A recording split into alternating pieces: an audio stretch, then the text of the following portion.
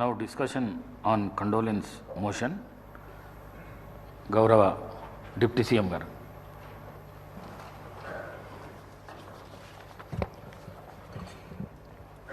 అధ్యక్ష,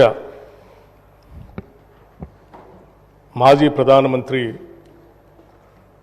డాక్టర్ మన్మోహన్ సింగ్ గారి మృతి పట్ల ఈ సభ ప్రవేశపెట్టినటువంటి తీర్మానాన్ని, అట్లాగే వారికి సభలో సభ్యులందరూ కూడా ఏకగ్రీవంగా వారికి గుర్తింపుగా ఒక విగ్రహ ఆవిష్కరణ కార్యక్రమాన్ని చేపట్టాలని, భారతరత్న ఇవ్వాలని సభానాయకులు ముఖ్యమంత్రి గారు చెప్పినటువంటి అంశాన్ని సంపూర్ణంగా మద్దతిస్తూ వారి మృతి పట్ల తీవ్రమైనటువంటి విచారాన్ని వ్యక్తపరుస్తూ ఉన్నాను అధ్యక్ష. అట్లాగే శోకార్తులైన వారి కుటుంబ సభ్యులు కూడా నా ప్రగాఢమైనటువంటి సానుభూతిని తెలియజేస్తూ ఉన్నాను అధ్యక్ష. అధ్యక్ష, కొంతమంది ఈ భూమి మీదకి ఎలా వస్తారో అలా మాయం అవుతారు అధ్యక్ష. మరికొందరు తాము నడిచిన నేలంతా మానవతా పరిమాణాలు వెదజల్లుతారు. ఇంకొందరు తమ అసాధారణ ప్రతిభతో తాము పుట్టిన దేశానికి వన్నె తెస్తారు. అటువంటి అరుదైన అసామాన్యమైన మహామనిషి డాక్టర్ మన్మోహన్ సింగ్ గారు. వారు ఈ దేశంలో చేపట్టినటువంటి అనేక పదవుల్లో ప్రతి పదవికి వన్నె తెస్తూ ఆ తీసుకున్న ప్రతి బాధ్యత నుంచి కూడా ఈ దేశాభివృద్ధి కోసం కఠినమైన నిర్ణయాలు తీసుకున్న సంగతి కూడా మనం అందరం ఈ సందర్భంగా గమనంలో తీసుకోవాల్సినటువంటి అవసరం ఉంది అధ్యక్ష. వారు సరళీకృత ఆర్థిక విధానాలతో ఈ దేశ సంక్షోభ కాలానికి ఆర్థిక సమతుల్యాన్ని పరిపుష్టి చేసి ఈ దేశం ఒక బలమైన ఆర్థిక శక్తిగా ప్రపంచ దేశాల్లో నిలబెట్టారు అని చెప్పడంలో ఎటువంటి అతిశయోక్తి లేదు అధ్యక్ష. గ్లోబలైజేషన్ కానీ, లిబరలైజేషన్ కానీ, లేకపోతే ఈ దేశానికి సంబంధించి గ్లోబల్ ట్రేడ్కి ఈ దేశ ద్వారాలు తెరిచి ప్రపంచంలో భారతదేశాన్ని గొప్పగా నిలబెట్టినటువంటి ఒక గొప్ప ఆనాటి ఆర్థిక శాఖ మంత్రులుగా, దేశ ప్రధానిగా వారు తీసుకున్న నిర్ణయాలన్నీ కూడా ఉపయోగపడుతున్నాయని చెప్పడంలో ఎటువంటి సందేహం లేదు అధ్యక్ష. కేవలం ఈ దేశ ఆర్థిక విధానాలకు మాత్రమే సంబంధం కాకుండా ఈ దేశంలో ఉన్నటువంటి అనేక అసమానతల్ని, ఈ దేశంలో ఉన్నటువంటి సామాజిక పరిస్థితులను కూడా పూర్తిగా అవగాహన చేసుకొని వాటన్నిటికి కూడా అపారమైన సేవ చేసి చట్టాల ద్వారా ఈ దేశంలో ప్రజల్ని ధైర్యంగా నిలబెట్టినటువంటి వ్యక్తి కూడా డాక్టర్ మన్మోహన్ సింగ్ గారు అధ్యక్ష. దేశ సామాజిక రంగానికి వారు చేసినటువంటి సేవల్లో ఆనాడు యూపీఏ చైర్పర్సన్గా శ్రీమతి సోనియా గాంధీ గారి ఆధ్వర్యంలో దేశ ప్రధానిగా మన్మోహన్ సింగ్ గారు తీసుకున్నటువంటి కార్యక్రమాలు అనేక కుటుంబాలని దారిద్ర్యం నుండి బయటపడేయటమే కాకుండా పేద ప్రజల అభ్యున్నతి కోసం, సామాజిక రంగంలో భేదాభిక్కి ప్రజల సమున్నతి కోసం, వాళ్ళ హక్కుల కోసం అనేక చట్టాల రూపకల్పన చేసినటువంటి విషయాన్ని కూడా మనం అందరం గుర్తు చేసుకోవాల్సినటువంటి సందర్భం అధ్యక్షుడు. అందుకే ఆనాడు ఇప్పుడే సభానాయకులు చెప్పినట్టు వారు ఈ దేశంలో, ఈ దేశ పరిపాలనలో ఒక రకమైనటువంటి సమాచారాన్ని తీసుకోవాలంటే ఏ సామాన్యుడికి కూడా అందుబాటులో లేనటువంటి పరిస్థితుల్లో, ఎవరు ఊహించని రీతిలో సమాచార హక్కును 2005లో తీసుకొని వచ్చి ఒక సామాన్య పౌరుడు కూడా ఈ దేశంలో, భారతదేశంలో జరుగుతున్నటువంటి పాలనాపరమైనటువంటి విశేషాలు సంబంధించిన హక్కుని పొందేటువంటి విధంగా చట్టాన్ని తీసుకొని వచ్చారు అధ్యక్ష. అట్లాగే దేశంలో గ్రామీణ ప్రాంతాల్లో నివాసం ఉంటున్నటువంటి పేద ప్రజల అందరికీ కనీసం ఒక ఉపాధి అవకాశం దొరకాలనేటువంటి ఆలోచనతో తీసుకొచ్చినటువంటి మహాత్మా గాంధీ జాతీయ గ్రామీణ ఉపాధి హామీ పథకం కూడా ఈ దేశ గతినే మార్చేసిందని చెప్పడంలో కూడా ఎటువంటి సందేహం లేదు అధ్యక్ష.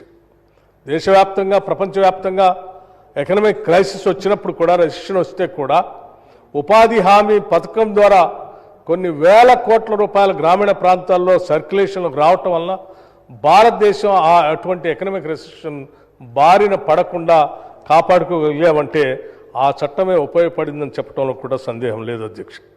అట్లాగే తరతరాలుగా అటవీ ప్రాంతంలో నివాసం ఉంటూ ఎటువంటి హక్కులు లేకుండా, ఆత్మగౌరవం లేకుండా బతుకుతున్నటువంటి వారందరికీ భూమిపైన హక్కును కల్పించి ఆత్మగౌరవంతో బతకడానికి తీసుకొచ్చినటువంటి అటవీ హక్కుల చట్టం కానీ, లేకపోతే అసంఘటిత కార్మికుల సామాజిక భద్రతా చట్టం 2008లో తీసుకొచ్చినటువంటి చట్టం కూడా ఇది పెద్ద ఎత్తున ఈ దేశంలో ఉన్నటువంటి వికలాంగుల సంక్షేమం కోసం, ఆరోగ్య భద్రత, గర్భిణీ స్త్రీల రక్షణ కొరకు, వృద్ధులకు పెన్షన్ కోసం పెద్ద ఎత్తున ఈ చట్టం ఉపయోగపడిందని చెప్పడంలో మనందరికీ గుర్తు చేసుకోవాల్సిన అవసరం ఉంది అధ్యక్ష. అట్లాగే ఆహార భద్రతా చట్టం, ప్రతి ఒక్కరికి ఆహారం దొరకాలని చెప్పి అది ఒక హక్కుగా ఈ దేశంలో చట్టాన్ని తీసుకొని వచ్చినటువంటి గొప్ప ప్రధానమంత్రిగా మనం అందరం గుర్తు చేసుకున్నటువంటి అంశం అధ్యక్ష. అట్లాగే స్ట్రీట్ వెండర్స్ గురించి కూడా ఈ దేశంలో ఆలోచన చేసి పెద్ద ఎత్తున గ్రామీణ ప్రాంతాల్లో క్రయ విక్రయాలు జరిపే వ్యాపారుల రక్షణ కోసం, వాళ్ళ జీవన ప్రమాణాలు పెంచడం కోసం తీసుకొచ్చినటువంటి ఈ చట్టం కూడా ఈ దేశ ఆర్థిక విధానాన్ని, గతిని కూడా కింది స్థాయిలో పేదరికంలో ఉన్నటువంటి ప్రజలకి ఉపయోగపడిందని చెప్పటం మనం అందరం ఈరోజు దేశంలో గమనిస్తూ ఉన్నాం అధ్యక్ష. అట్లాగే 2013 భూసేకరణ చట్టం అధ్యక్ష. ఈ భూసేకరణ చట్టానికి సంబంధించి మనం ఎక్కడ భూమిపైన ఉన్నటువంటి ఒక ఎమోషనల్ బాండేజ్ని సంబంధించి బాధపడుతున్నటువంటి తరుణంలో దేశ ఆర్థిక అభివృద్ధి జరగాలి, రావాల్సిన పరిశ్రమలు రావాలి, ఇరిగేషన్ ప్రాజెక్టులు రావాలి.